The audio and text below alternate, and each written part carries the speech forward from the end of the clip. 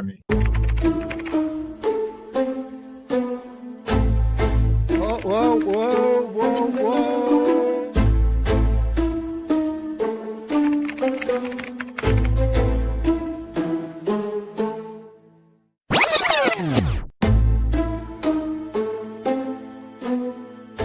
I'm Rod, your host. And I'm producer Barbie. And together, we bring you our podcast, Insights and Straight Talk. And with that, producer Barbie and I are out.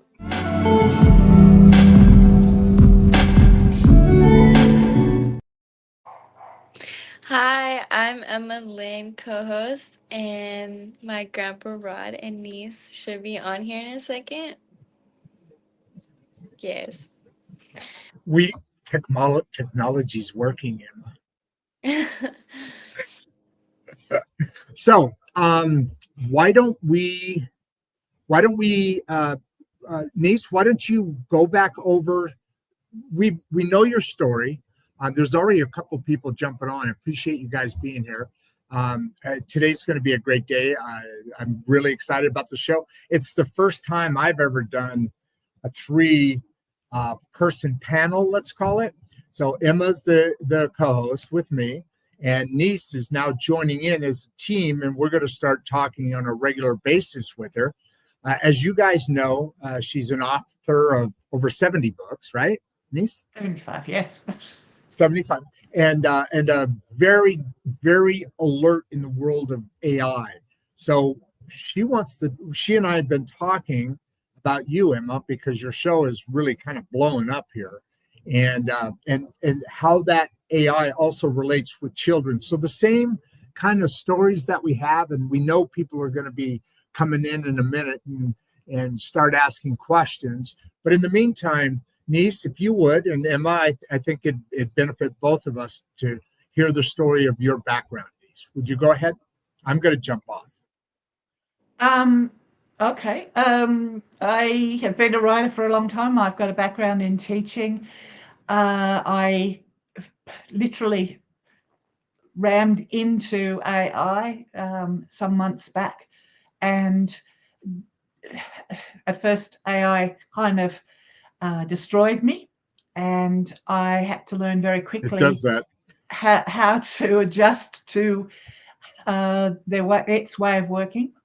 And since then, and this is where we got into this discussion at the end last time, right? That I've also discovered that what I call AI are chatbots, which are an issue, yes, but that the real problem is the AIs that are running social media. And the reason that they are a problem is because they're beneath the surface. We can't see them. Whereas the chatbots, you are interacting with them all the time. Yeah. Niece, are you referring to the algorithms that are behind the scenes that are driving things to you? Is that what you're referring to? Yes. Behind the scenes? Okay. Yes. Yes. The AI that runs those social media machines are algorithms, right? And they are all keyed to keeping your attention. So they're in a way they're parasites, always sucking at a person's attention as much as you can. And AI chatbots don't operate that same way, and they're also upfront. So if you learn how to work with them, then you're kind of safe. It's only if you don't know how to use them properly that it becomes a problem. So my newest campaign is to try to get to the people who are being influenced by the AIs that are running the social media, and trying to get those people to realize just what's happening to them, because it's so insidious.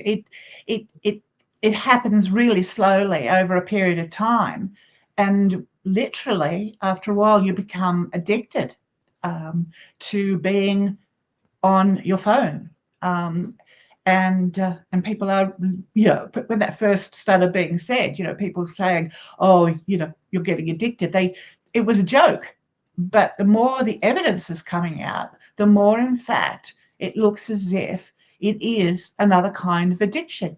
And so, so my aim is to try to talk to people like Emma, who are pretty much the age group who are at most at risk, most in danger of all this, because they've grown up with all of this. I mean, you and I, Rod, we didn't grow up with any of this stuff. And so we are learning it very slowly, and we're sort of cautious about it. But the younger generation, it's just what they are. That's who they are.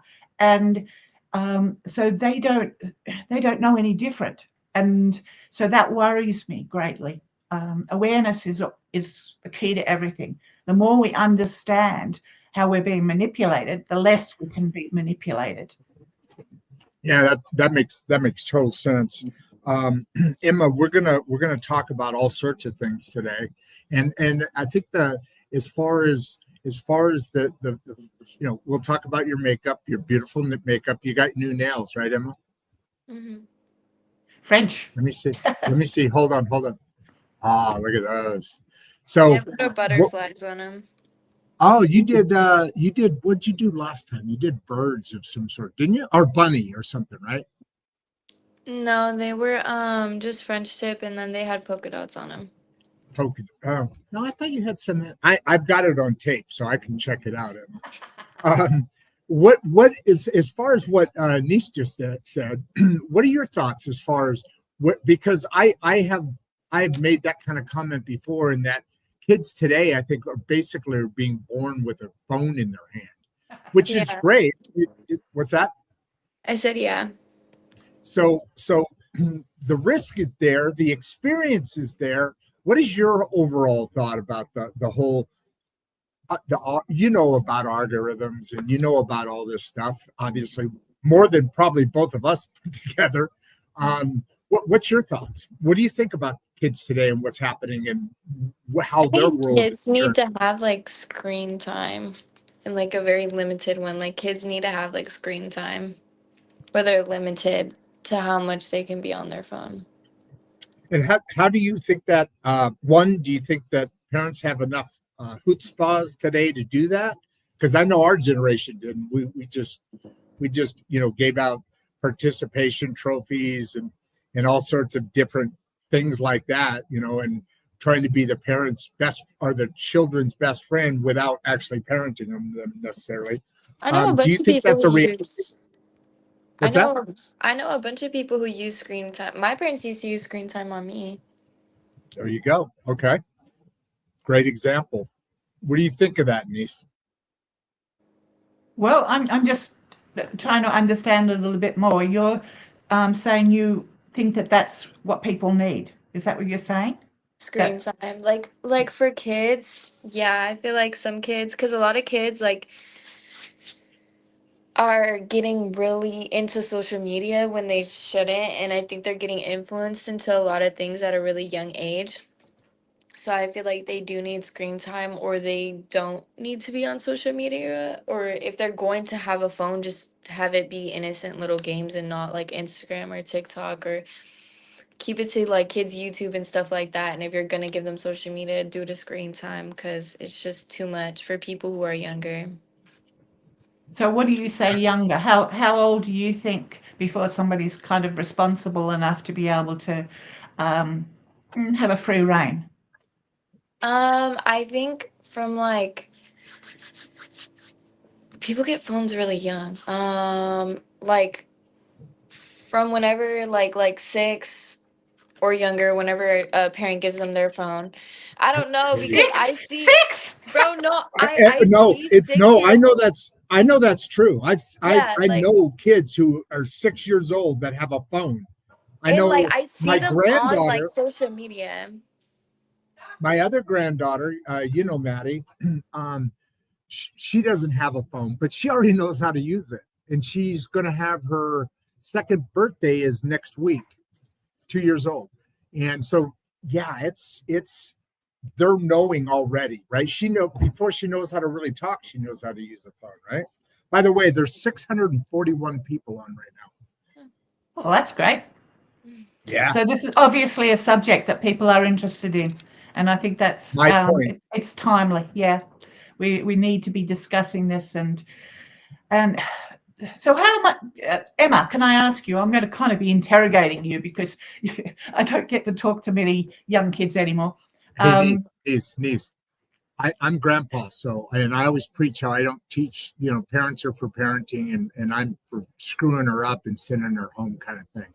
Feed her full of sugar, send her home. So harass her because I can't. I just Oh, can't. okay. I don't want to harass.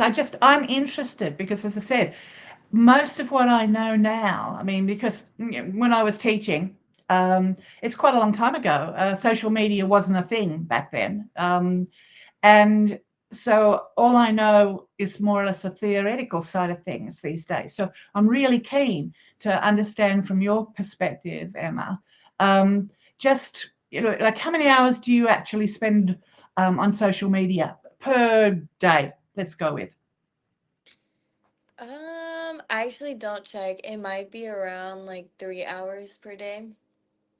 Okay. And do you think that's pretty average, or do you think that that's less than most other people? Um, I think that's around average. I mean, for somebody who goes to school, I think that's around average. If it was summertime, it would probably be definitely more, but I think that's I around I, I think average. that's I think that's a number that's actually come down a bit, as an average. I mean, think about it. I mean, when you go home, we used to watch TV for several hours and then go to bed, right?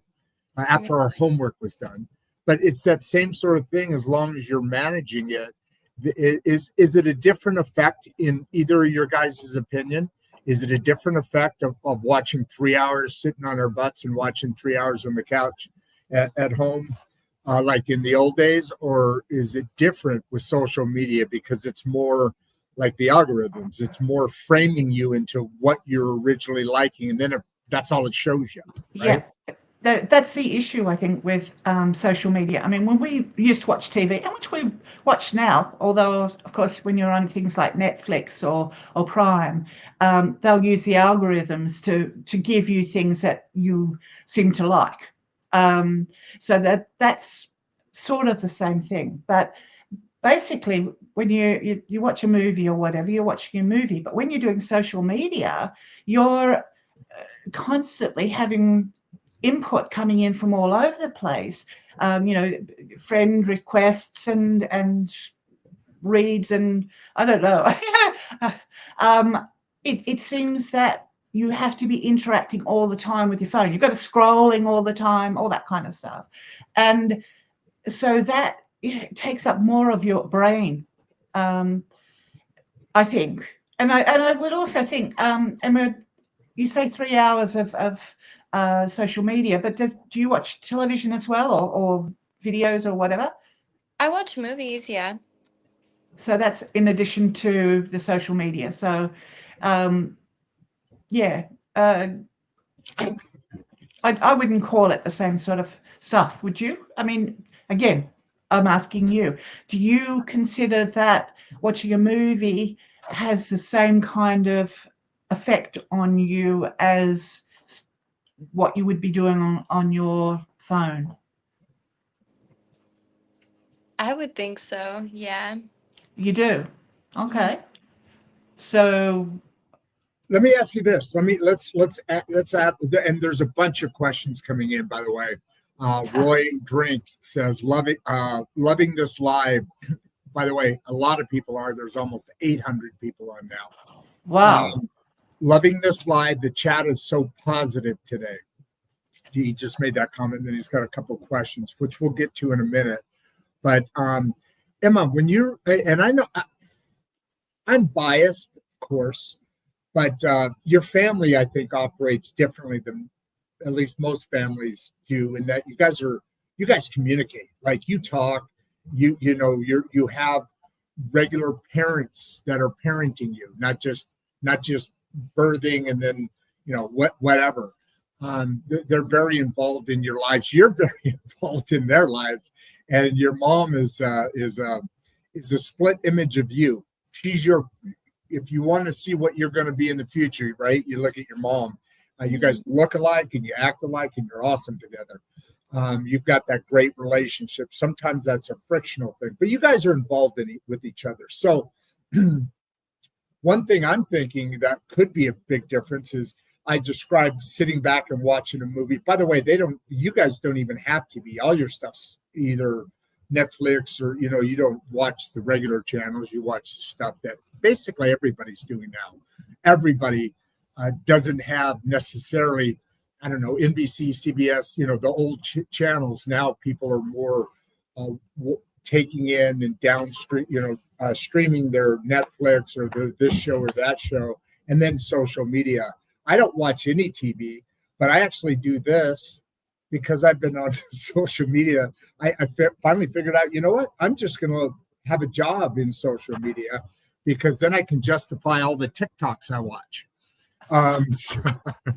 So, Emma, when she's asking that question regarding, okay, so 3 hours on your social media or different things that you watch, and then you'll watch a movie or two or whatever. Are both those things also while you're interacting with the parents? Like, I think the biggest problem is when kids go up to their room or whatever, and they do their TikTok or they're talking to their friends, and they're sitting on the couch next to each other, but they're talking to each other on the phone.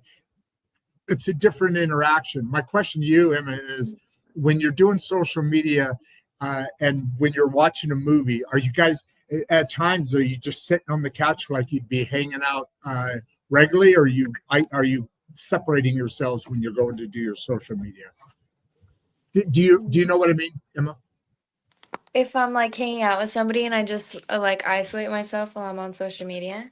Well, more your family. So if you're watching a Netflix, chances are, well, first of all, the big screen is in the living room, and the kitchen's right there, and dining room's right there, and then your bedroom's back over there. And so are when you're watching Netflix, say you're watching, I don't know why I'm saying Netflix, like you're watching a movie, mom and pops are around, maybe your friends are around too, and you're watching a movie.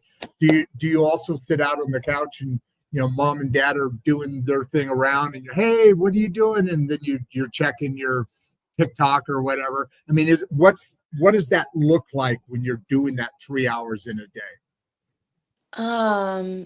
When I get home, like when I get home, I'll go and I'll sit on TikTok, or if I'm like driving around in the car and they're just listening to music and whatever, I'll go on my phone and do that. And before I go to sleep, or if I can't sleep, I'll just watch that, or I'll be just watching a movie. So it's on your phone. Yeah, you're watching the movie on the phone. Oh no, on my TV. Oh, okay. Yeah, actually, they got this really cool. It's this big projector thing, and the screen's like from, how big that thing's like 4 feet tall or something. Let's get a couple questions. And Nhys, did you have something to say to that?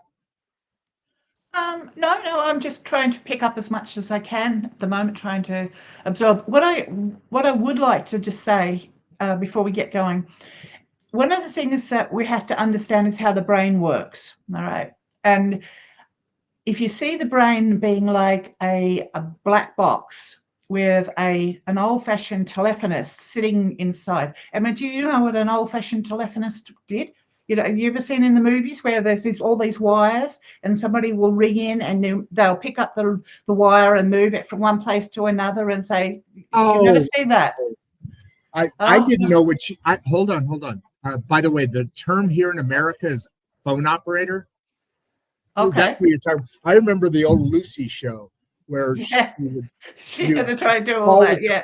Right. Remember, that's what you're talking about, right? The board. Yeah, absolutely. Okay, Emma, back before your parents were born, before I was born, I think, maybe not, but when you dial a number and it'd be like N72, it's not 71439. It's not the way it is now. It was like in or something, and a phone call would come in, and me as the operator would then take that call, and they say, "Okay, you're going to N72," and they plug that wire into another dot on the board, and that's how the phones used to operate back in the day. That's when it was dial phones, right? Go ahead. So what happens is in the brain, that's exactly what happens. All right. So you've got the operator is your brain sitting in there, and the information comes in through your senses. The brain has no literal connection with the outside world. Everything that it knows through your senses. So if your senses are being filled up with artificial things like virtual reality or what you're watching in the movie or whatever it is, your brain doesn't know the difference between that and reality. And the big issue that's starting to come out is that is creating in the minds of a lot of our kids, especially the more and more they're spending time on their phones and on virtual reality and whatever, they're losing sense of what is real. And so you get these examples of crazy people jumping off buildings because they can do it in a virtual reality game. So why can't they do it in real life?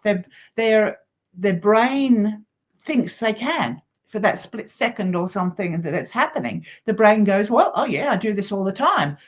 It doesn't know the difference. So that's a really big issue. And I just wanted to... wait, Nhys, before we like broad brush that, I'm seeing Emma's face, and I think both of us have the same reaction in that.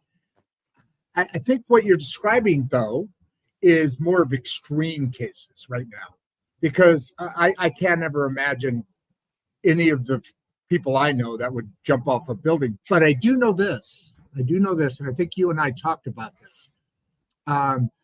There are virtual reality. There's one character, Mario. You know Mario Brothers, right, guys?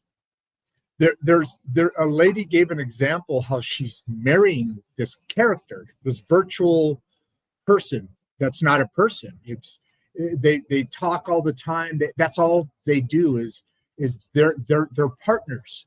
She is a partner with Mario, and it's a virtual Mario, and people have actually killed themselves because the algorithm went bad on them, and literally it talked them into committing suicide. So there are extreme cases, like there's extreme people in politics on one side or the other. But I think most people, I'm trying to go out here, my camera, okay, good enough.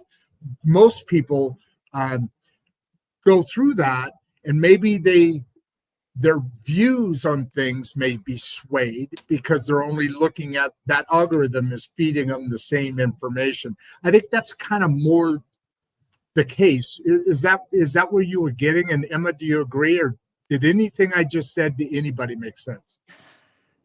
It made sense, yes. I was just thinking like I feel like it some people are not kind of taught how to use social media right, and some There you people go. are very easily tricked. So not a lot of people are easily like, oh, I'm gonna jump off this building because I can do it in virtual reality.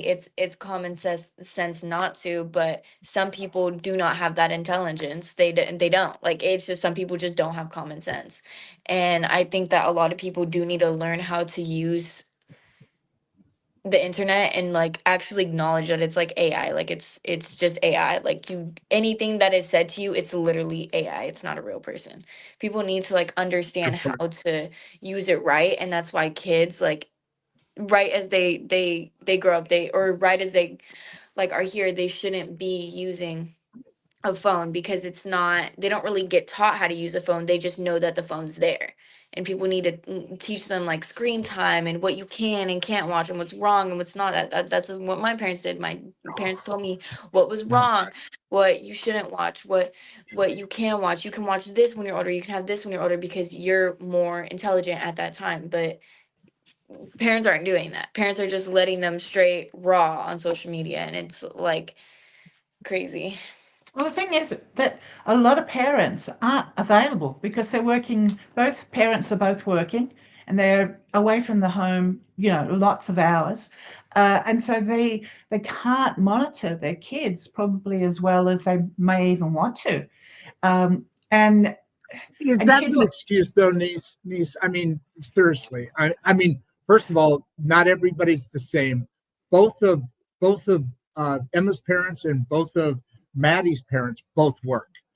But one of them, Jessie, Emma's mom primarily works from home because of her sales job, and she set that up. And Yeah, but my and parents are then rarely home. It's not really. They always have church every single day. oh, that's true. That's true. That's true. And then Brandon also works at home, so they the options are there once you become a parent, right? In my opinion, and I was no excellent parent. I was no perfect anything, but learning as we go along and watching my children grow up has been a real experience that you make life choices. And if you have a parent, I think now we can't. It's a hard thing. You've got to today living in California is freaking impossible because it's a really bad run state and it costs ridiculous amount. So you literally have to have multiple incomes to be able to survive. Just survive, not even thrive. So it is a challenge, but I think that if you make the decision, hey, I'm not at home, so Emma, you can only do this or that. And parents have a way to be able to monitor and control that data, whether they're with them or not, to a degree. That's right, isn't it, Emma? Isn't there like your nose looks wonderful? I wasn't looking at my nose. I So, have a pimple right here. You got a pimple? I do. I have a tiny little pimple. Oh, you poor girl. That's the worst thing in the world for a teenage girl. Yeah. In their opinion, anyway. So, am I right about that? I mean, what are your guys' thoughts about that? And then we'll dive into some of these questions because they're like blowing up here. And I like this one, Nhys, as soon as we get, what are your thoughts on as far as, and I agree with you, and I think you guys are both saying the same thing, in that, yes, Nhys, it's hard for parents to always be able to monitor. But once you're a parent, that's kind of the priority, and then everything else comes next. That I've learned. Hindsight's 2020, so I have beautiful vision now. But hindsight, in that decision, the kid comes first. It's the next generation. It's who's going to be carrying on not only our names, our namesakes, but the Emma's generation has to survive and thrive because I need to retire and eventually not have the economy going downhill while I do that, right? So what do you guys think of that? I think that it's a wonderful ideal, and I think that most parents would probably agree that they wish they could be as hands-on as you're talking about. But I think the economic conditions are such that it is extremely difficult for parents to be able to support themselves in our consumer society, and support their family and give their kids the kind of meet their needs as well as they can. I think that we have to realize that there's this whole segments of the population who don't even have two parents. They have one parent, and the one parent's trying to do two jobs, and they just can't do everything that needs to be done. So a lot of the parenting, a lot of the looking after the kids falls on television, which it used to be in my day as well, and more on social media. But social media is a scary thing to rely on with our kids, because it's not going to necessarily be giving our kids good information. I mean, the suicide rates amongst teenage girls particularly, because of social media, is becoming epidemic. I don't know if it's social. Yeah, it's an epidemic. It's but it's not social media, it's bullying. I think that is the Yeah, but largest. that's coming through the social media, because the people do the bullying because they're behind the a veneer. Okay, they're not doing it up front. They're doing it as trolls, and Well, they hold can on, hold on, post. hold on. Why don't we let Emma jump in here, and what are your thoughts on this? Because you're in it. I mean, we talk about bullying, we talk about social media in our show, Emma. We talk about suicide, we talk about depression, mental health, all that. What are your thoughts on that? I think bullying is gonna happen on social media or not. It's always been a terrible thing. Like bullying has literally always been a terrible thing, even before social media, even after social media. It's happened in person, online. It just happens. It literally just happens. People are gonna bully whether they're behind a screen or not, and it's still gonna be a bad problem whether they're on a screen or not. It's just always been a terrible problem. So, do you think that the mental health issues of today,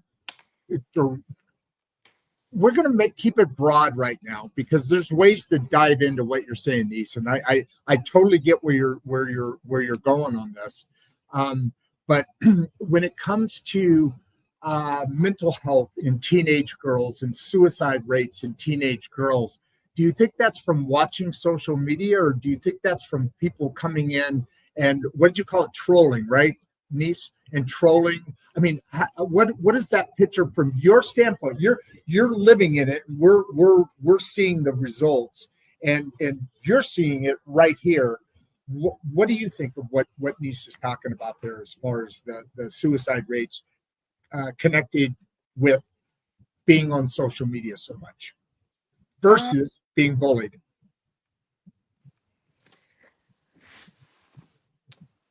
That was a hard one, huh? Come on. And reword it. Cause okay, so you're asking me what do I think about the suicide rates? Yeah, where do you think that comes from? Why do you think there's so much mental health issues with teenagers? Because people care so much about what other people would think about them. And that's fanned by social media, because everything's about having likes and having friends. And if people suddenly unfriend you, okay, on, I don't know how they do it, if they still do that on Facebook, but if people unfriend you, it can be like devastating, because if you are paying attention to your popularity and rating on the number of people who are, your friends, and suddenly they all disappear, then suddenly you feel unsupported. You feel. I know Emma's got an answer to this one. I know that. Go ahead. Go on. So What have you taught? Hold on, I'll give you a help. Hand here. You said this before. If somebody is not supporting you in who you are, or this or that, then they're not your friend, right? You should just go away. Right, but that's not what I was. Go ahead. I'm wrong quite often, Well, I have said that if somebody's trying to peer pressure you or somebody's doing something that's not your friend, a lot of people do need to realize that. A lot of people just have to live with that. But social media or not, before social media, people were sitting there like, oh, am I wearing the right clothes? Oh, am I saying the right things? Am I speaking a certain type of weird way? Whether or not social media, people are always worried about what they're doing. Is social media added a little bit of something, but social media gets people to isolate themselves so they don't really have to deal with the in-person experience as bad, but now they have to deal with the social media one. And so it's kind of the same thing. It's still the same thing. Like even without social media, you were still like very self-conscious and really like, oh, are they my friends? Oh, do I have enough friends? Just a bunch of things like that. You guys, actually, Nhys, you made me think of something here. You know what the old social media is? Do you remember this? I mean, girls were hammered forever because the pictures in the commercials for wearing dresses were always beautiful, slender women.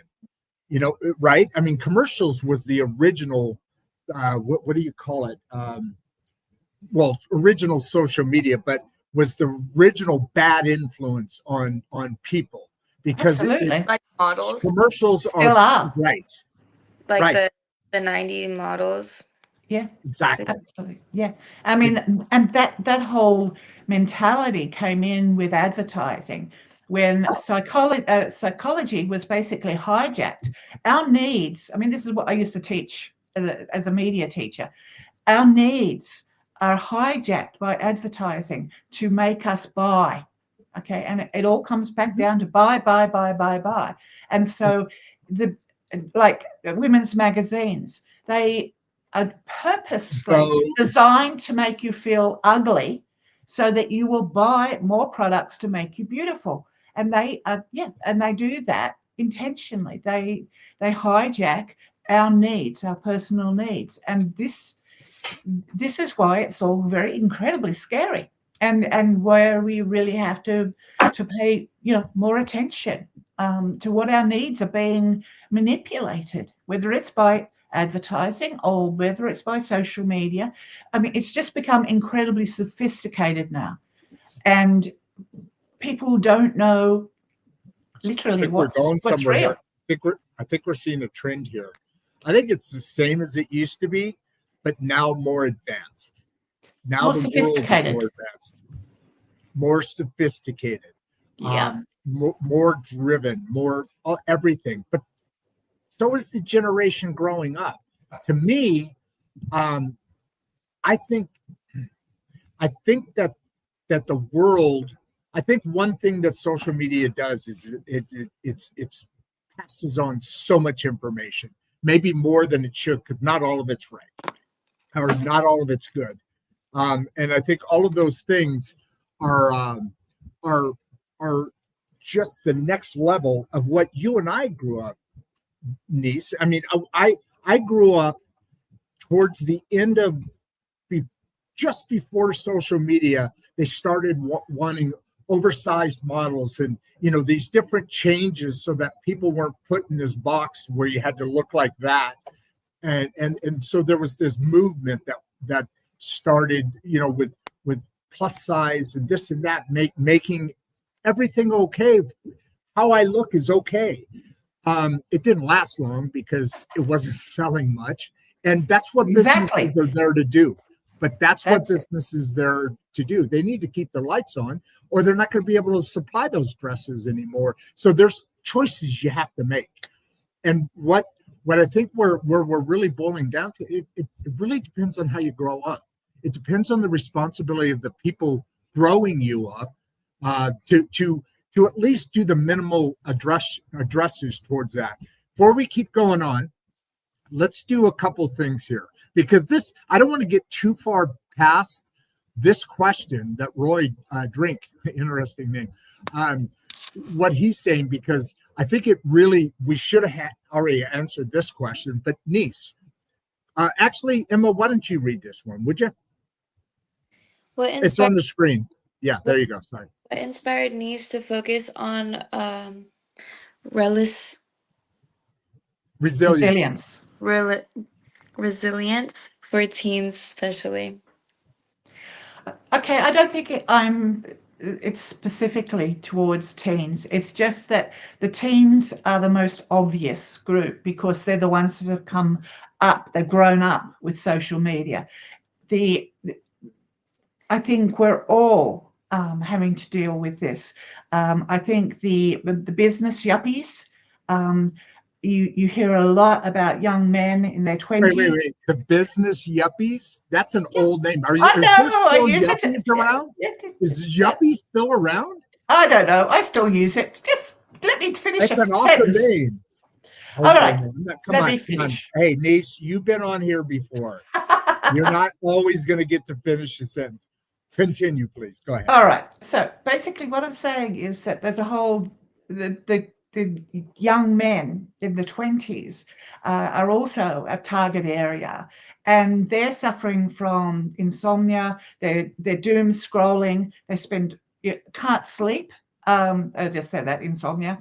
Their irritability is increasing. Their anger is becoming more boiling point. There are lots of these symptoms that are showing up in that generation because they're using their phones constantly to do all the things that we're talking about. So yeah, I'm not focused simply on the teens.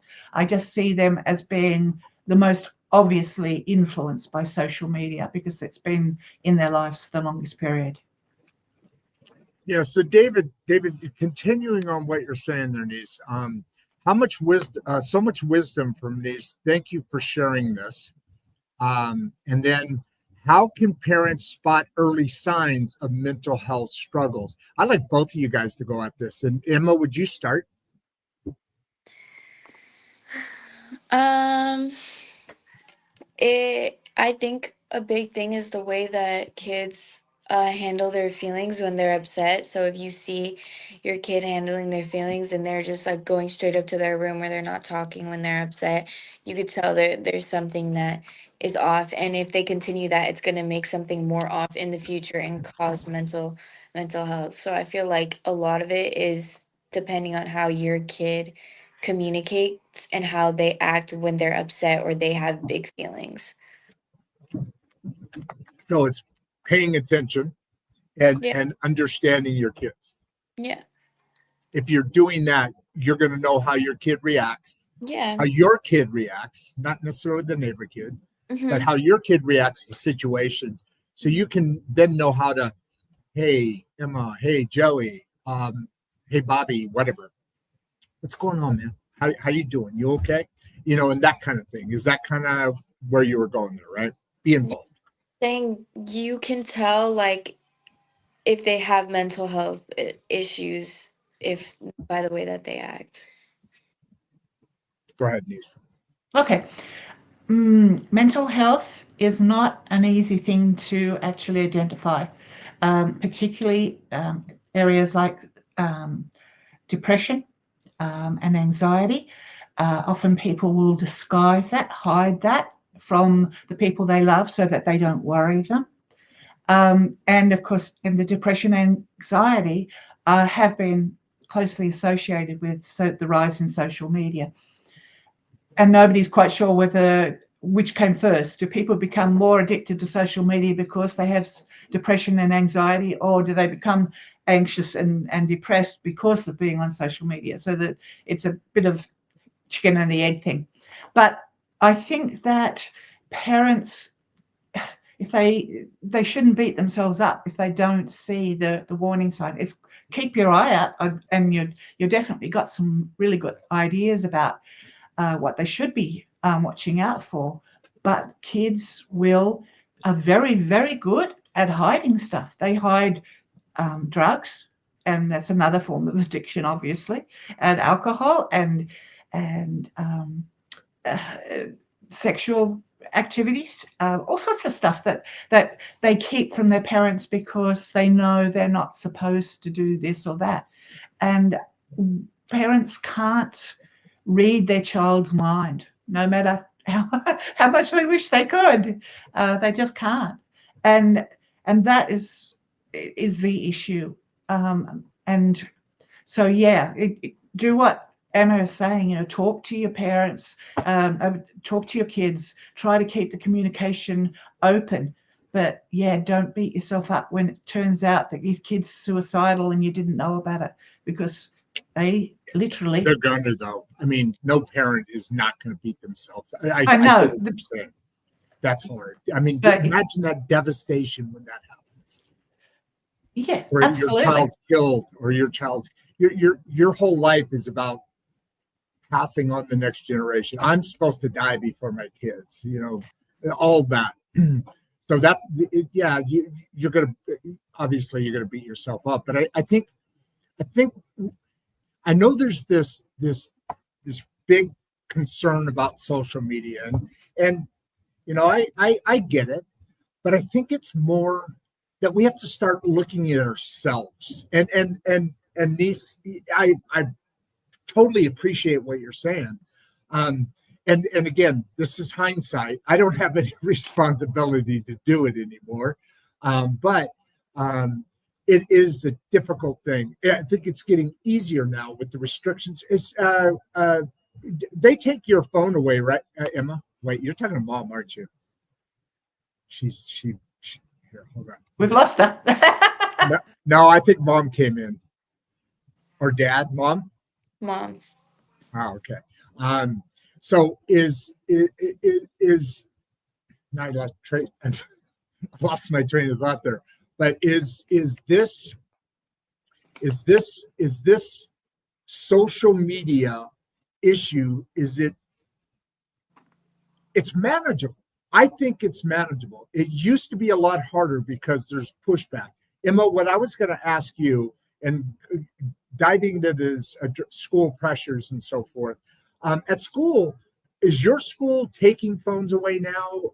How? Because before it was different. Now they're starting to come in where you can't bring a phone into class, or it has to be off, or whatever. Is there any change there? It has to be in your backpack. You're not allowed to have it out. I mean, some teachers don't really care, but like the certain teachers do, where they're just like, "Oh, put it in your backpack." But that's opening up for parents to be able to say, "Hey, look, we're going to start putting some more. We now have the power as parents. Society has given us back the power to be parents, and I think a lot more parents are starting to understand that they can actually without their kids, because the old thing was, us parents, we would fall into my daughter saying, yeah, but all my friends have a phone, all my friends are on it, that makes me look bad, or those social pressures. I think that's becoming easier now. Do you feel any of that, Emma and Nhys? I mean, have you seen any of that? Maybe I haven't, or I just hear about it on the news. But is it easier for parents to get more control over their kids' digital life? I don't think so. To be honest, I really don't think that parents. It started with the internet, and parents think that they keep their kids away from the worst of it by putting the parental control on. But they go to their friend's place, into a house where there is no parental control on their computers, and kids are curious and they will start to look at things they know they're not supposed to. Going right back to the same thing. Parents are involved or they're not. Yeah. Right? You can't regulate that. I mean, it is. No. It's not about regulation, but what it is about is human responsibility. You can only be responsible for yourself and your family. Right. But what happens when your family is out of your sight? You can't control. So if your child who is watching, they're not allowed to watch certain things on TV, on the internet, at home, but they go over and visit a friend, and that parent doesn't have those same regulations, you can't control what those kids are going to be watching. Yeah, that's always happened. I mean, I remember we used to go over to a friend's house to watch a scary movie or try and see something, this or that. I mean, you're gonna have that, but I mean, it starts at the home. You can only control what's at home, but absolutely, while you're doing that, you're also influencing your own child, and they may break the rule by going over to another house and watching that movie. But you know what? They know the rule, and there's too many out there that don't even have the rule. Like you said, the friends that we were talking about. Emma, what do you think? Oh Jesus. We're almost at 900. Well, 845 are on. So yes, this is a great mix and mash back and forth here a little bit. As far as here's my thing. I know that we as adults get input, and thus our beliefs come out of that. But I really love to hear what somebody that's living it says, because it's not always, society isn't always giving us as adults the actual information. I think we've overreacted in certain ways, and I think social media is definitely on the board for that. But I think it's starting to make that turn, just like in the internet. I mean, that's where it all started, right? In this advancement. What are your thoughts on that, Emma? With like, You notice I give her really weird questions for her to try and figure out what I'm asking, Yep. uh, and then so she's like, "What's he saying?" Yeah. do you want me to just talk about what you guys are talking about? How like when you go over to someone's house and all that, what's my opinion? Yeah, Um, I think that yes, you can go over to like somebody's house and like break those rules and do that, but I feel like if you as a parent make it known like what your rules are and what you don't want them to watch and why you don't want them to watch it, if you communicate it and not just be like, key "Oh, part. Key part. Why you don't want them to watch? Go ahead, Emma. like instead of just being like, oh, don't watch that, I don't want you watching that," and they say why, oh, because I said so. No, if you give a kid a reason and it's a really reasonable reason why they shouldn't be watching that because it's dangerous, yada yada, they're gonna listen. And if they go and try to find out for themselves, if it's a reasonable reason, they're gonna think about it and be like, this is dangerous, and they're not gonna do it again. A kid is going to be curious and they are gonna want to see because everybody's curious, everybody wants to see. But I feel like if it's genuinely something bad for them and you express it so much that it's bad, after they go and be curious, they're not going to want to do it again because they already know what it is and they already know that it's bad. So what's the point of keep doing it? If they genuinely know, you just need to be so certain and communicate so well that you don't want that because and give your reasonings. Okay, that's fine. But kids and their peers are the strongest influence in a child's life. Okay, they they often beat parents in terms of their influence on your life. So if your friends, all your friends, decide that they want to do something, okay, let's just say social media has all decided to um, shave your eyebrows off. Let's just go stupid, all right? And all your friends go, oh yes, let's do this, and your parents go, I'm just this example, all right? And your parents say, no, no, don't do that because you will look funny and people will think you're strange, etc. But the pressure from your friends is such that you're going to go, I want to be with my friends. They won't be my friends anymore if I don't go along with them. And peer pressure is huge, especially in 100%. your teen years. Absolutely. And so they'll do things like shave their eyebrows off, or whatever else Let's stay craziness with the is. movie thing. Stay with the movie thing. It's a dangerous subject to stick with the I movies. just I don't know. Other people would do that. For me, I just can't really see it because like I told my mom, like, stuff like that happens where I want to do something and my mom tells me no, and then I'm just like, oh, okay. Like, I wanted to dye my hair red, and then she was just like, no, you're not going to be able to get it out of your head. You're not going to like it, yada, yada. And I was just like, okay, then I'm not dyeing my hair red. But I feel like also with peer pressure, like, a lot of people need to realize if somebody's going to peer pressure you to do something and if somebody's not going to be your friend because you don't want to do something, that's not your friend, and it is what it is. You can find there's literally billions and billions of people in this world, and people need to realize it. You're choosing to be with the people who are going to peer pressure you out of the billions that won't, the billions that will care about you, the billions that won't do that. People just need to realize that it's not you just shouldn't be friends with people like that. There's so many people out there that you could be around, and you're choosing to be with somebody that's going to peer pressure you and that's not going to be your friends because you don't want to do that. It's not fair, and it's not. A lot of people need to realize that. I think you've Before got a very Denise, good. before you go, hold on. Before you go on, we're coming up on an hour. Do either of you have a hard stop? Because we're not. We're about halfway through the question. We're not even answering questions, but we'll I'm get fine. to you. I promise, guys. Are you Emma? Yeah. What? I How have are a you? lot to do today. Okay, so can you go an hour and 20 minutes ish? Okay, all right.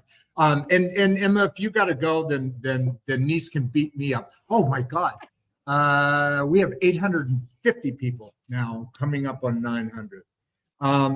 So So can I just get please back go to ahead. what I was Hey, saying is that easy. Hey, slow down. Okay, this is my show. This is Emma's show. Slow down.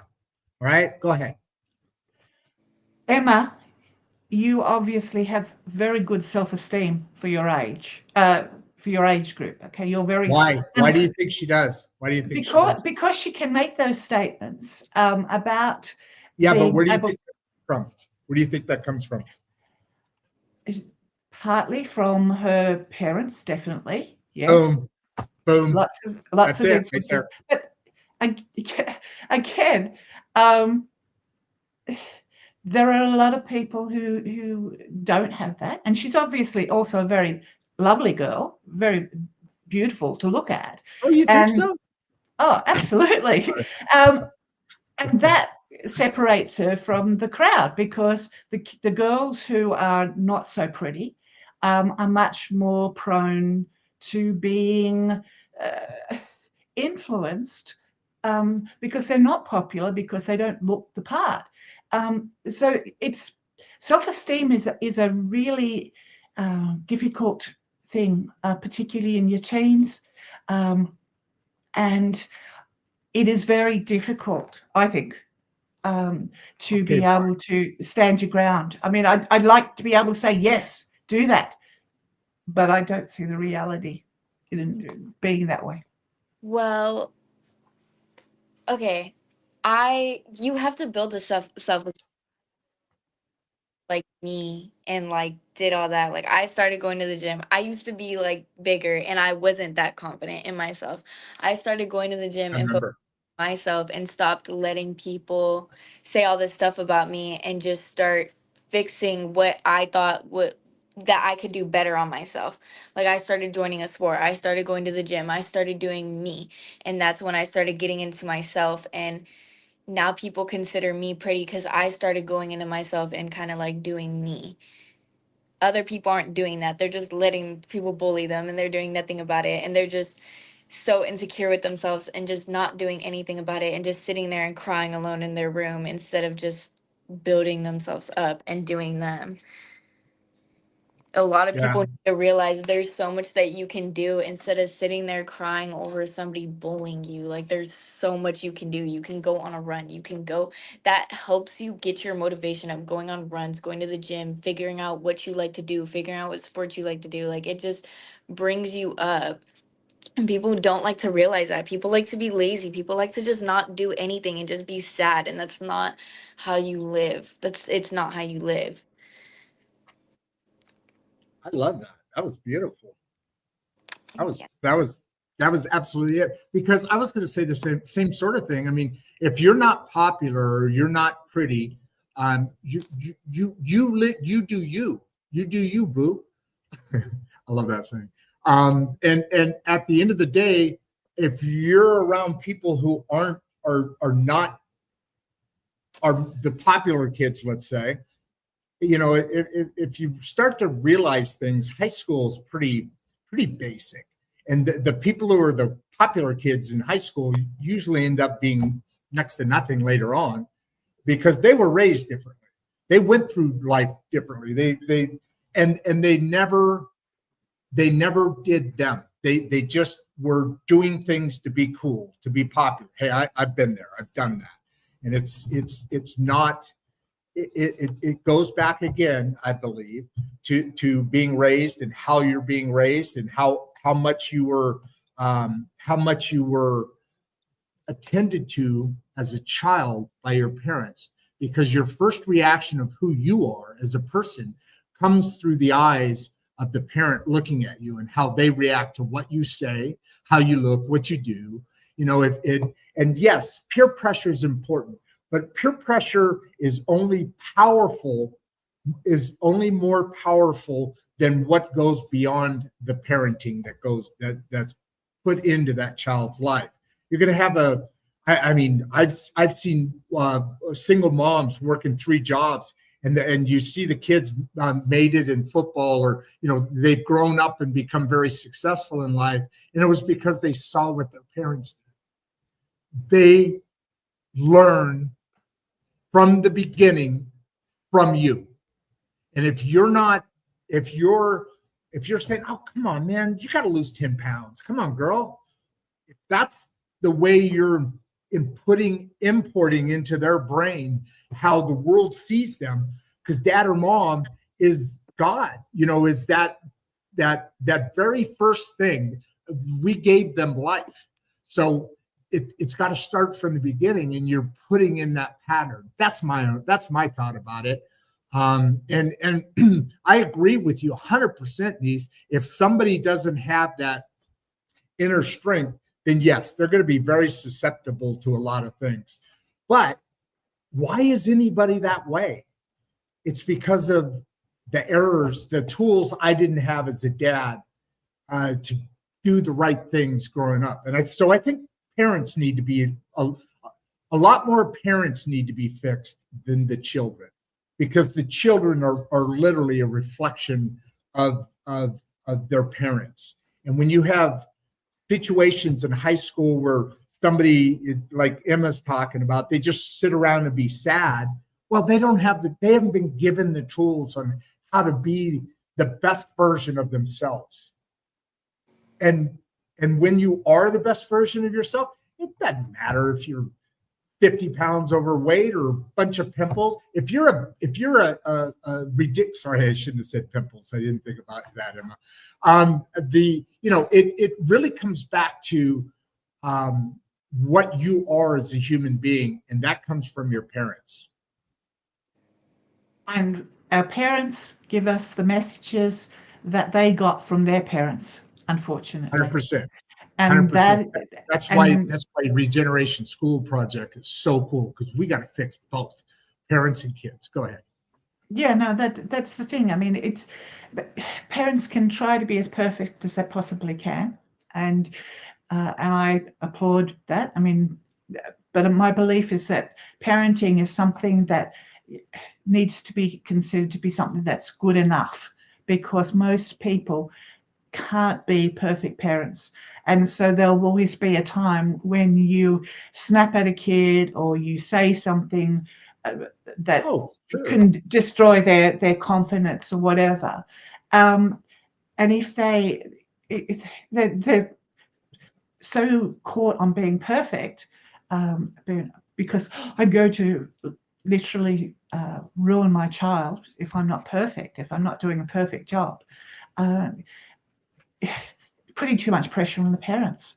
I don't think there's an easy fix to any of this. I don't. No. I think everybody could just. We've already messed it up. I think we just have to. No, it's always been messed up. It's human nature. That's what I'm saying. Humans are. No, it's not. It's laziness. It's society's laziness. No, it's not. It's human beings. All you have to do is look at the history of the planet. We have always. Okay, hold on. Let me challenge you on that. So cavemen, let's go back. When they lived in family units, was that a different relationship than it is today? Yes, it was all about who was the strongest and who could. But we already have that.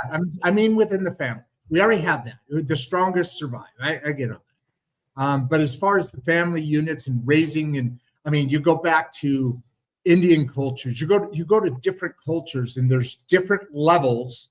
For instance, who are the most successful people in America? It's the Asians. Why? Because of their culture and how they're raised and what they go after, right? And you can go on and on and on with different cultures and how the expectations are of the parents towards the kids.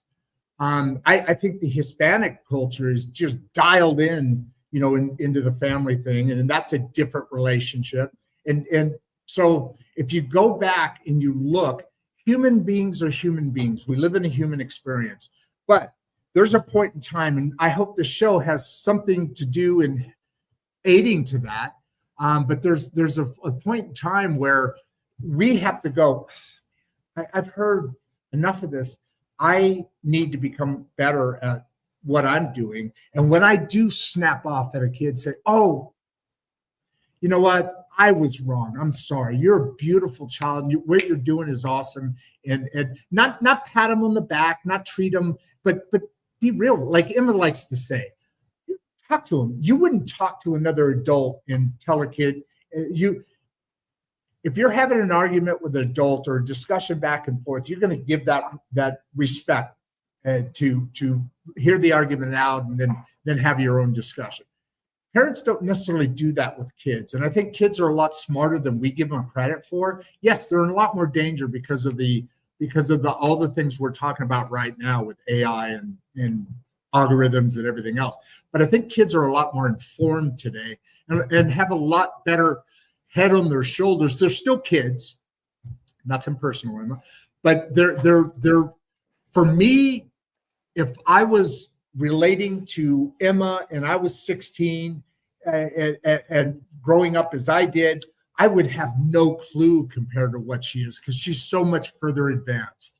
All kids are. I mean, try and do math. Try and do 11th grade math today. And all you know is when you took 11th grade math. Now, you're a teacher, so don't do that because you're going to knock me out of the park on that one, Nhys.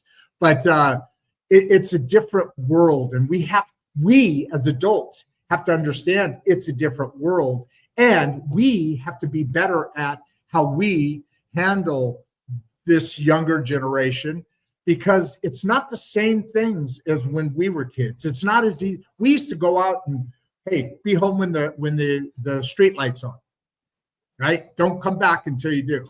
Now it's a different world. We used to say, hey, kids are to be silent and only speak when spoken to. Today's a different world. That's how we used to rate. That's how we screwed up our kids.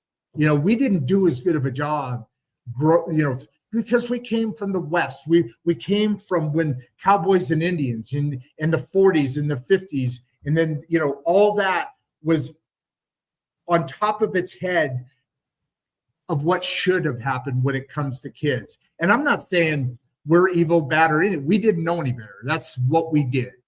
But now we have to stand up and say, hold on, that was wrong. I need to be better. Right? Yeah, I absolutely agree. We all have to try to be better, but we can't. We all have to be better. If you try, you're never going to do it. So David, thank you for your question. How do parents spot early signs of mental health?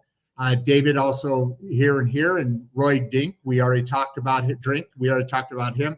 Olivia, thank you for addressing school pressure. So important. And then she followed up with, can creativity really help teens fight anxiety, and how? I'm not sure how that creativity fits in that, but you want to take that, Nhys? I'd love to. Yeah, I absolutely believe that creativity can help with mental health issues. What is creativity? What does that look like? Oh, it can be painting, it can be writing, it can be music. Anytime where you're bringing up something that's deeply inside you emotionally and expressing it, it is a form of therapy. And the more kids can do that, because half of what you're talking about here is stuff that's being bottled up and being pushed down. And because their friends don't understand them, okay, they're trying to be the way that friends want them to be, so they're bottling stuff up. They're trying to be what their parents want them to be, so they're bottling it all up. But if they can find a place where they can actually say or do or draw or write. I mean, when I was a kid, okay, let's go back to the dark ages, but what I used to do was write. I was writing stories from a very early age, because I didn't have any friends, because there weren't any friends in my neighborhood. I mean, I had friends at school, but no friends in my neighborhood. And so I was left to my own devices a lot of the time because both my parents worked. And so I developed this imaginative life, and I would write. And so then that's something that I went on to do and make money at. So being able to find a way of expressing your emotions is going to be able to help with anxiety and with depression. And if you can encourage your kids to find some outlet, all the better for them. Emma, we know who that is, don't we? Okay. Do you, sorry, it's an inside joke. This is somebody who follows her, let's just say. Olivia, back to anything, have you had this experience, Emma? Anything you want to say on that before we move on? No, I'm not really Creativity. a creative person. I mean, like, That's why I went to Nhys first, because you've already told me you're not into any of that stuff. Not a creative person at all. But fortunately for you, you have an environment that wasn't, I mean, I know what it's like, right? I mean, you live out in the middle of nowhere and there's not many kids in your old age. You got to really handle life a lot differently. Thank you, our dear friend, Dean. What does he call himself this time? Dean the Bean. That's too funny. Can I ask a question, please? Yes, you can, Dean the Bean. But you better hurry because Emma's going to leave soon. Justina Katz, how do we encourage teens to talk about real issues? This is a great question. And Emma, why don't you start? And then Nhys, you want to jump in on this too? Sure. How do we encourage teens to talk about real issues? You have to find teens that have the confidence to do so, or who are able to speak up, because a lot of teens are just not comfortable with it. And you have to find people who are just comfortable with talking about those things, because a lot of kids know that they have people to go to. They know there's a hotline, they know there's the counselors, they know there's therapy, but just kids don't want to because they're not comfortable enough to do so. So you have to find somebody who's comfortable to talk about the issues and be open and honest about it, because a lot of people aren't. Just a lot of people really aren't. So you really have to find somebody. Good point. What do you think of that, Nhys? Yeah, I think that's important, but I think it's also about listening. I think that people will talk if they feel that somebody is listening to them. And I don't mean just acting as if you're listening, really seriously listening to what is being said, even if it doesn't start out being terribly relevant. But if you attack something straight on, if you go, what do you think of the subject of drugs, or whatever it is, or what do you think of the subject of social media, you'll get this reaction where they'll back straight off. But if you come at it gently and just start talking about, I don't know, the weather, I don't know, whatever, the football team that they're following, whatever it is, and encourage them to talk, to be able to express themselves, then eventually you'll be able to just gently guide the subject towards where you want it to go, but without reacting. Okay, so this is where you have to be careful, because as soon as you start reacting, as soon as you hear an answer that you don't like, the kid's going to pick it up and they're going to shut up again. So it's about listening, and even if they say something that you're, oh God, I don't like that, you okay, and you hear them out. That's my advice. That's how you get people to talk about the real issues. Yeah, it's real good advice. And coming on the show is I'll add to that. I mean, I couldn't agree with you more. And the reason I say coming on the show, because it's about giving kids I hate this word, but it's a current word, a safe space to come to, And more as important of just listening is feeding back. So okay, so you're saying that this and that. Oh man, that's a great point. Now I get what you're saying. What do you think about this? Because I know a couple things about this. What do you think about? And then you're just having a conversation. You're a bunch of friends sitting around, or I'm sorry, your mom and dad and Emma sitting around on a couch and just chatting about it. And that's and then you can go out and talk to other teens. Go ahead. Teens are gonna know if you're where you're trying to get at. Even if you sit there and you're like, "Oh, how's your day?" Like they'll see when you're trying to go to the mental health. They'll see. They will tell, and people will tell very, very quickly. And a lot of people just literally aren't comfortable. They just literally don't like talking about it. They just want to do their own thing. You can't listen if they don't want to talk. So how are they going to know that you're listening? If they don't want to talk, there's no listening to do. They don't want to have listening, or they just don't, they've heard all the same things before. People try to ease their way into figuring out what's wrong all the time, and you can tell when somebody's like asking that question or slowly getting to that big question and where they're trying to get at. It's Yeah, so I think it's continuing on. That didn't go so well. You got to try another tact, but it's a no-brainer if you're starting at 5 years old and chatting with your kid all day long, or birth, chatting with your kid all day long, in and out. If they're comfortable with you, you're going to be comfort. Or if you're comfortable in their space, and not. You don't want to be their best friend, but you do want to be respectful, and what you're, again, if you're respectful of them, then they're going to get that. And so it's not about, just patting a little kid on the head and sending them on their way. It's about chatting with a little kid and getting to know them. You have a big advantage as a parent. You get to know them way before they get to know you. They're easy to figure out if you start when they're little. If you're kind of involved, they're cute baby, we're involved in that part. Then they get a little terrible twos, and then they get 5, 6, 7, and they're still cute. But then they start getting 10, 11, 12, 13, and they're going a different direction. And if you're not involved in that direction, then there's going to be difficulty trying to get them to open up. I mean, that makes sense, right? How do you balance online friendships, Emma, with real life ones? I don't have online friendships. What do you think about that, Nhys?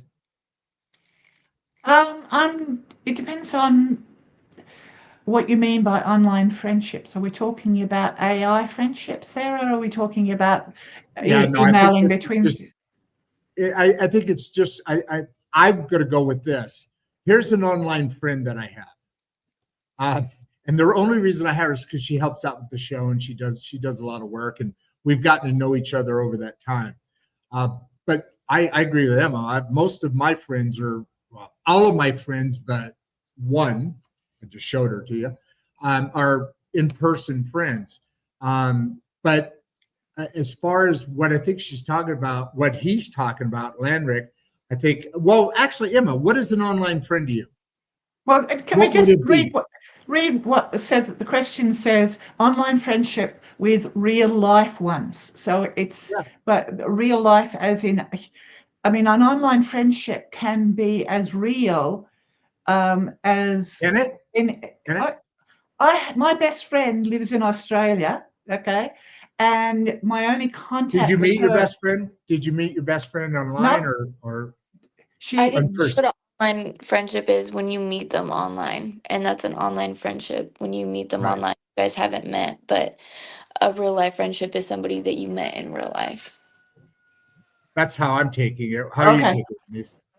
Well, I'm just real life issues to me. I understand what you're talking about there, that kids can become fixated with catfishing and all that kind of stuff that can go on. I heard a story about that. But I do think that it is possible to have online friends who mean as much to you as real life friends, because sometimes you can talk to people in a private conversation that you can't say to somebody face to face. So all the different situations, people are different, and if you've got lots of friends around you that you hang out with, that's great. If you don't, you do what you do. You take what you can get. Friendship is friendship. I get that. Olivia's firing it up here really quick. How you doing on time, Emma? You okay? I was about to tell you I need to go because my mom hasn't found this cat ever since I All got right. on this live, and we're still trying to find him. Well, I have gotten an hour and a half out of you, and that's impressive as hell. And I appreciate that. And anything, Nhys, you want to say to Emma before she pops off? We still got 8-10 questions here. So, No, anything you want to say? I think you're an amazing young person. I absolutely admire your whole point of view and the way you approach life. And I wish more kids were like you. Thank So, yeah. Well, hopefully more kids will be coming onto the show and being able to develop their voice. Not that I had anything to do with Emma's, but she's a great advantage for the show to be able to draw kids in and be able to speak from, the way I envision Emma is kind of, look, this is how it is, folks, and talking to other kids. And that's how these conversations begin. And we're in a safe space to do that. And Emma, get the hell out of our show, would you? Okay. I love you. Goodbye. I love you. I love you. See you. Bye, Grandpa. Bye. Bye. All right. Okay. She was quick. She's like, I'm out of here. So what's the first step in finding your life purpose oh shit, I should have had her do this. Sorry, Olivia, that was bad timing. I even had it on the screen. I shouldn't. But what do you think? You know what, Nhys? What do you think? Answer Olivia's question. What's the first step, do you think, to finding your life purpose as a teen? What do you think that in an ideal situation, what would that be? Let's chew on that a minute. I think it's the same as at any age. You follow your passion. Whatever makes you feel vital and alive, you follow that. And in my case, I found writing fed my passion. Art fed my passion as well. And so I like to follow those paths. And I think everybody has something that they are passionate about. Whether they think they're good at it enough or not, it's another matter. But everybody feels passionate about something in their life. And if they can work towards becoming better at that, hey, we should all be doing work that we enjoy. That is the true gift. We spend a lot of our life working. We may as well be doing something we enjoy doing, that we're passionate about. Absolutely. And why not start as teens? I'm sitting on a hard stop coming. This building shuts down in 30 minutes, and I got to break down. But we're going to finish these. Let's go a little quickly through these to a point. Let's spend it where we can really pull something out of. Paula is a regular attendee here. I noticed that. What role does journaling play in resilience building? This is all you, but Bridge, just so so that they'll let me keep coming back to you here. Okay. All right. Journaling is a very powerful tool. Very powerful. It is very powerful because what you're doing is going back into yourself rather than looking outside yourself for answers. It brings you back and you're asking yourself those questions. What do I think about this? What do I feel about? What am I passionate about? Why am I angry about this situation? And unfortunately, it's not used nearly enough. And again, I think that's partly because society, has taken that pressure off us looking inside.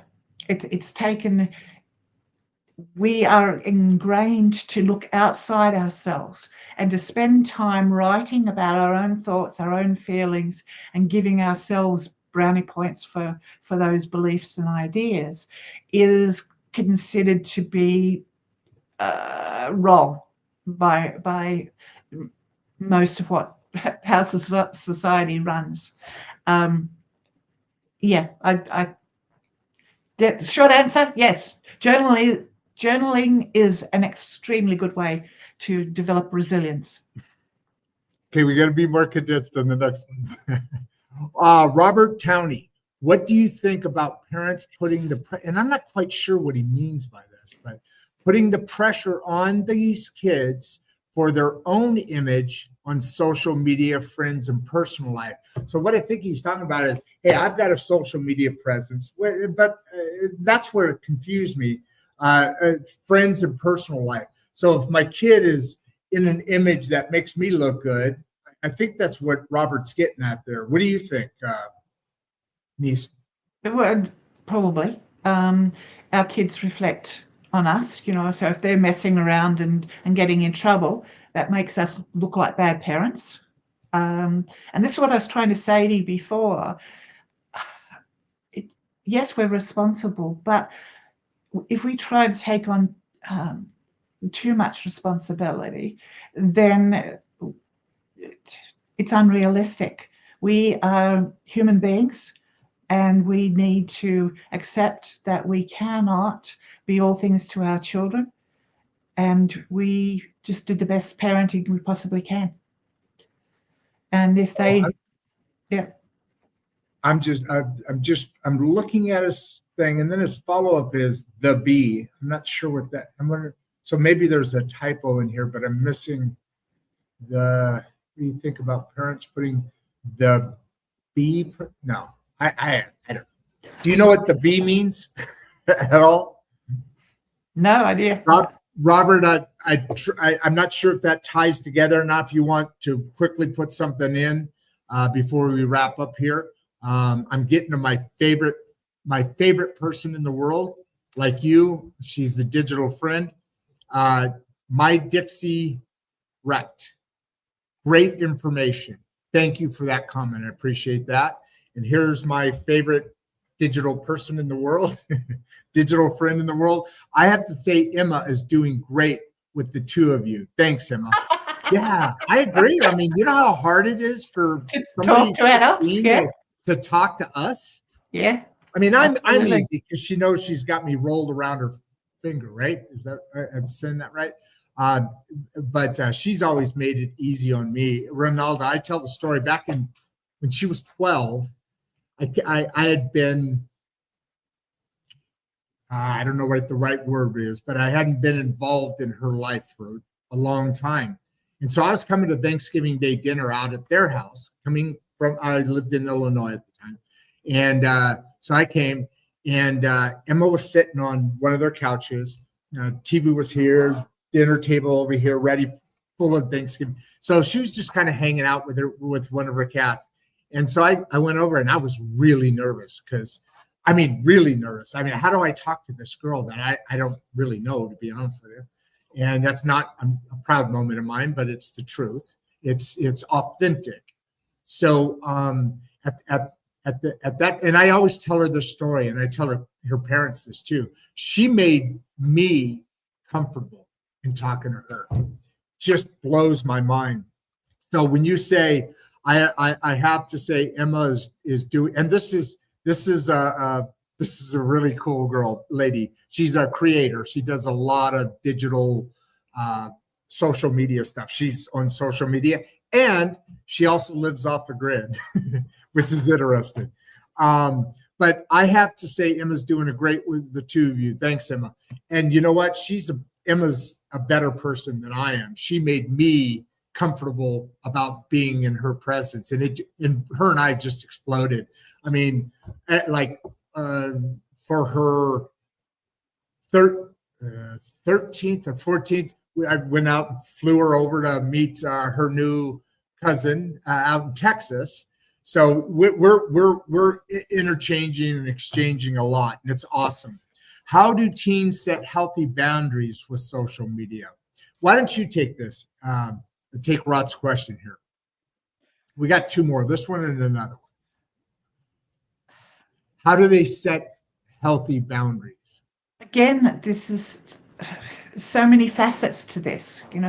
How do they feel? What sort of state is their self-esteem in? If they feel good, if they're like Emma, yes, they can set healthy boundaries because they understand what those healthy boundaries are, and they feel confident enough in themselves to be able to set those boundaries. But I would say that Emma's a very rare individual. I had a lot to do with a lot of kids over the years, and very few of them are as confident and together as she is. And so for those kids, setting social healthy boundaries is not easy. And if it can be done with parents, if you can sit kids down and the parents are willing to talk this through. But ultimately, and I think that this is my big thing at the moment, is we've got to get at the people who are making decisions about the algorithms and how they're feeding us. And there's got to be stronger regulations being taken at a higher levels rather than I know you can say that, but I hate regulations. I mean, we can have our government regulate every part of our life, and then we get irritated at our government because it's too involved in our life, and then we say, but they should regulate this. Oh, why can't parents regulate it? And I know what you're going to fall back on. It's hard.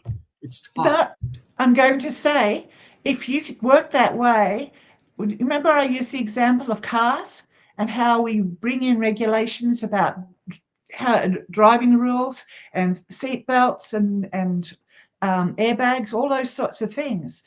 Those are the things that help to keep us safe on the road. Those are the sort of regulations that are going to have to come in when it comes to AI to be able to make us all have some level of safety within our society, because unfortunately, parents can't be with their kids all the time. We can't control the way our needs are being hijacked by the media. So much is out of our control. And so why is that out of our control? Why is the media hijacking us? I mean, I know why. Why can't we control that? Because we are programmed for these needs. Okay, so for instance, we have a need to fit in with our society because it's hotwired into our systems that if we are not part of the group, then we are not safe. Because going back to your caveman days, if you didn't hang out with your group, if you went off on your own, you were likely to be eaten by the saber-toothed tiger or whatever. You have to be able to fit in with your group if you're going to survive. And that survival instinct is the strongest one we have. And that is all tied to peer pressure. And the media plays on that one, that subconscious programming that we run. And we cannot fight it unless we are really conscious of it all the time. And even then, it's very difficult. I mean, there was a thing called subliminal programming that they were doing at one stage with media, which was they were playing stuff that with movies. All right, so they would put into the movie a single shot of somebody drinking Coke. And they found that when they did that the brain will pick that up, they will see that, and that subliminal message will translate to actually doing it, so that during the interval, people will go out and buy a can of Coke. They don't know why they're buying a can of Coke, because consciously they didn't see that little message that was played during the movie. But their brain picked it up, and the brain that is not being allowed to consciously make decisions is vulnerable, very vulnerable. Yes. And that's an interesting point. You think I'm really getting close to backing up, but I want to spend some time on this here. I've got about 15 minutes that I have to be outside of the building. Yeah. But it's interesting, and I know the subject you're talking about. That goes back to the like 50s or 60s, I think, maybe even the 70s. But let me finish. But the interesting thing would be, because our brains weren't near as bright or filled out or intelligent or informed back then as they are now.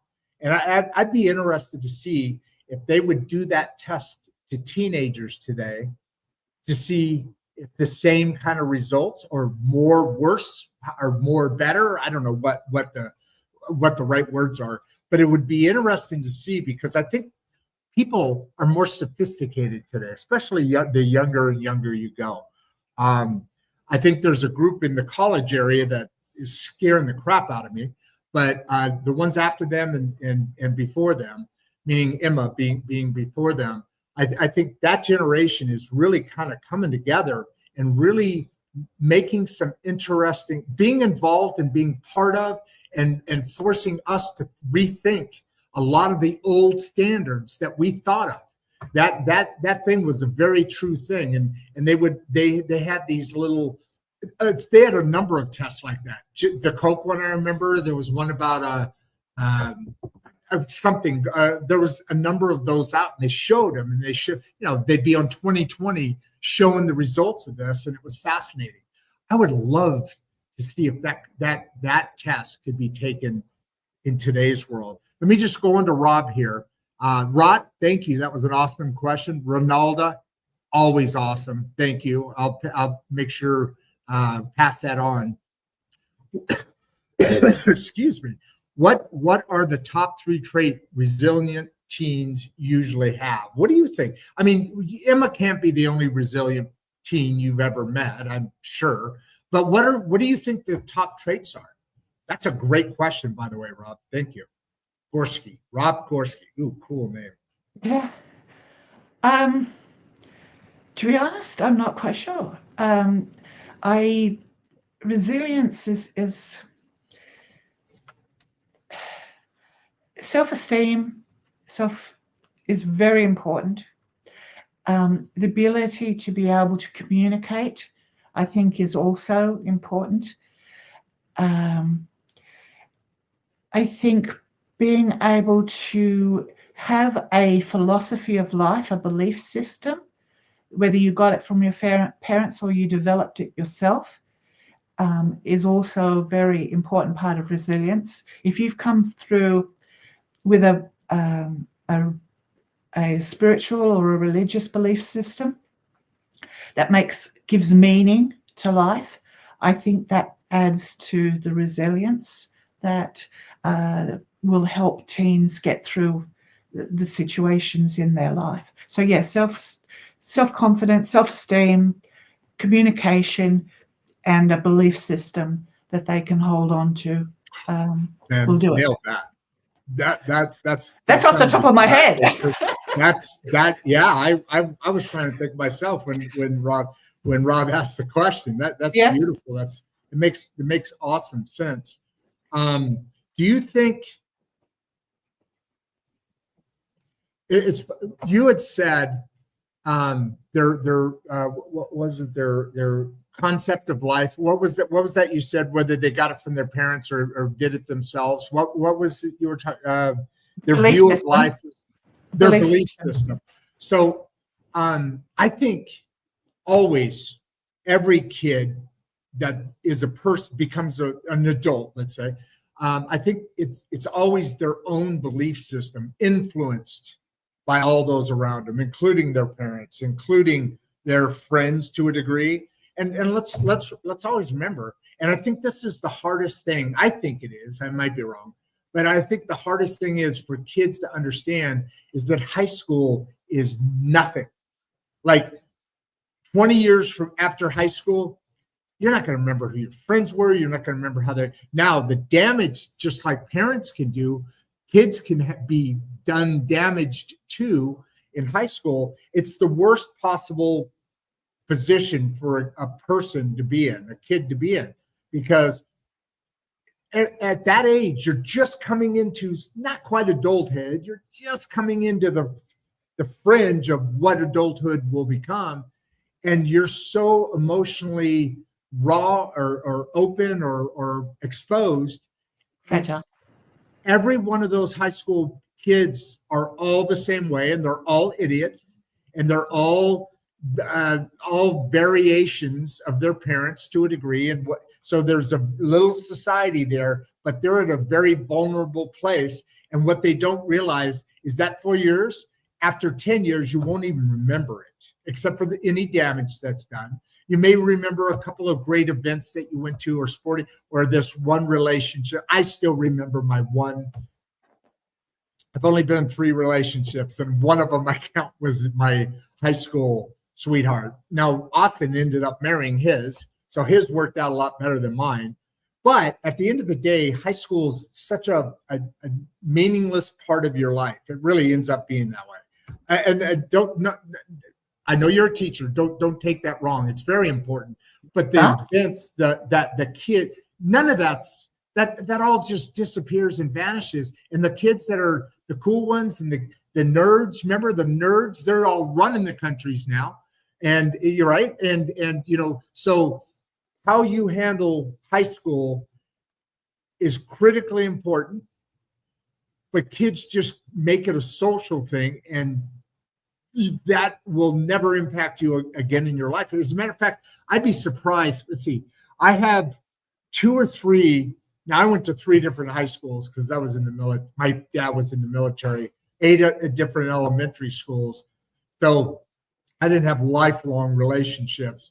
But you always hear those stories where high school, I mean, you don't really even hang out with any of the people ever after. I mean, college is definitely much more influential, and where you'll probably meet your mate if you go to college. But it's after high school where really life starts developing and has true meaning in your future. Do you agree with that, or is that too broad? Yeah, I do. But I also think that when you make statements like that, if you tell a kid high school's not important, just think 20 years from now, you won't even remember your friends. Most kids will think in 20 years, I may as well be dead, because that is so far out of their perspective. I mean, I can remember thinking, by the time. I don't think so anymore. I don't think they think that way anymore. Don't you? Honestly. Really? No. Oh, okay. I mean, my God, when I was a kid, the world is so. Think back. Look at Emma. You're saying that's not so often. In our days, absolutely, probably never happened because kids weren't allowed to talk. Now they are. We've gone. That's pendulum. We talk about everyone. It went all the way back over here. From here, sit down, shut up, and talk when you're spoken to. To over here. You're running the household now, little Sammy. I just want to be your friend. The pendulum went all the way over here. Now it's actually one of the few things that I'm really proud about our society. I think it's kind of hovering in the middle here for a little bit, in that it's not this extreme where we're being like we were in the 50s and 60s while we smoked in cigarettes and on TV and in airplanes and all that, to where now when I was let's say 15 years ago, where no, more like 30 years ago, it swung all the way over to the other side with participation trophies and when I don't ever want to see my kid ever hurt. And now I think it's a little bit more in the center, where I think kids are finding a voice, and I think parents are paying attention, or adults are paying more attention. We have exactly 3 minutes for you to close out the whole thought process. That's a fair time. That's no pressure. Okay, I think that this has been a really valuable discussion. I think that the more of these discussions that people have, the more they engage with these discussions with their kids, the better the chances are that we will allow this generation. You're laughing. What's something going on there? No. Sorry, look at what I put on the screen. Look what Ronaldo said. When I couldn't understand why people 16. in their 30s breathing. Yeah, that's right. That's what I'm saying. It's like I agree. It's like 20 years into the future is just so far that kids can't see that far. They really can't. But anyway, the point is, this is all a the discussion people saying that right now are our age.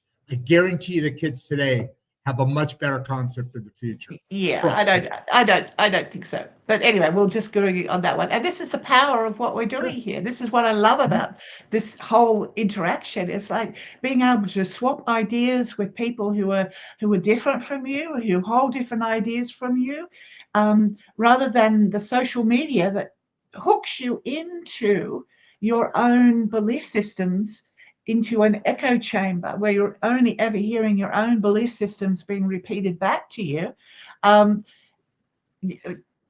This is what the only way we're going to break out of that. And I disagree. What does he disagree with, Ron? There you go. I'm getting all right, guys. I'm getting ganged up on here. So, but remember, she's about my age. You're about my age. I think you're both a little bit younger than me. So I mean, Ronaldo, go ask a bunch of teenagers and see how they would answer that question. I would suggest the same with you, Nhys. I talk to kids all the time. I just do. I mean, currently, I'm not a weirdo or anything, but I because of this show and everything else. I mean, we have kids on here quite often. Actually, I know that there were a couple of them on. I don't know who all these people are, but I knew a couple of them. But at the end of the day, I think we got to really start looking at, by the way, at an hour and 45 minutes, we still have 334 people on. And I've been telling them for a couple minutes that we're getting the hell out of here. So hell of a job today, guys.